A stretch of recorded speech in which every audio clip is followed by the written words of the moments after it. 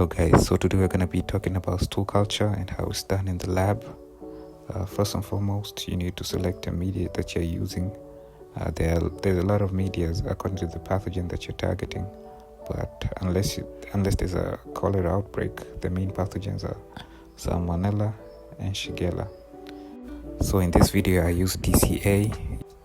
Here I have a sample with a worksheet.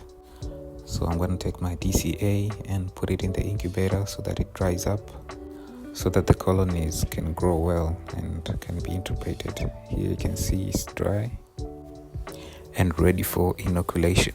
So there are various techniques during inoculation. This first technique I'm going to do is for beginners or students in the lab. So perfectly illustrated. Can do this. This is for beginner students. This is a very friendly technique for beginners. If you are starting, you're uncomfortable with holding the inoculum or the plate, this is the best one. I recommend it for everyone beginning. So this trick can yield the results you can see at the top left corner. It's very nice for students, highly recommended for students. Now, after finishing your inoculum, you're gonna need to sterilize by heating up your wire loop. As you can see, I'm heating up. I'm going to show you another angle where,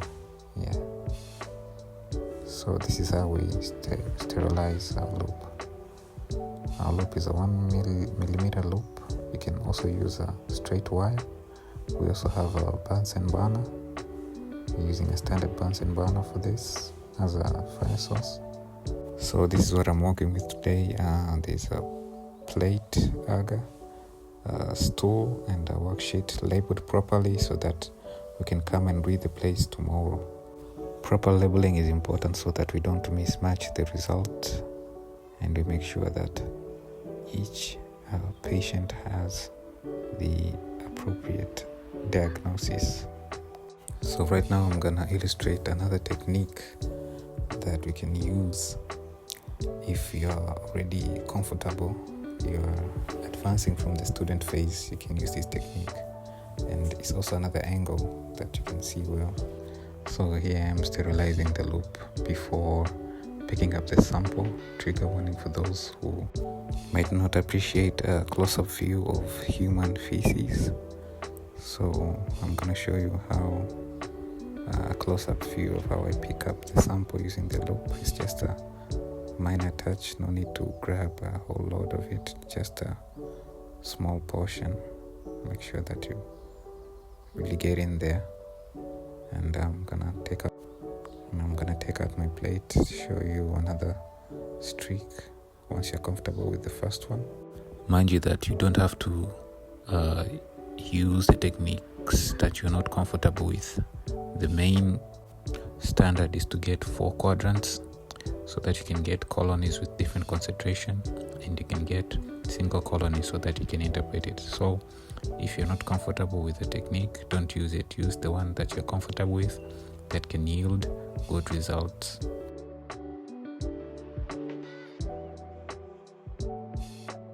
So after finishing the last quadrant, I'm going to sterilize it again. Make sure you always sterilize before and after inoculating so that you don't spread the pathogens.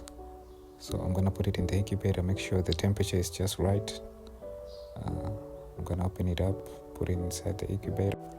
So the next day I'm going to take it out, and you're going to see the results of both plates.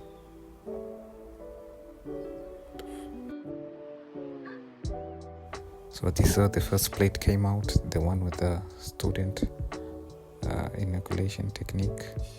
This is the second one, the second plate. So thank you for watching this video. Let me know what else you need to know about stool culture or anything else regarding the medical lab, and have a good day. Thank you. Please make sure to like and subscribe for more videos.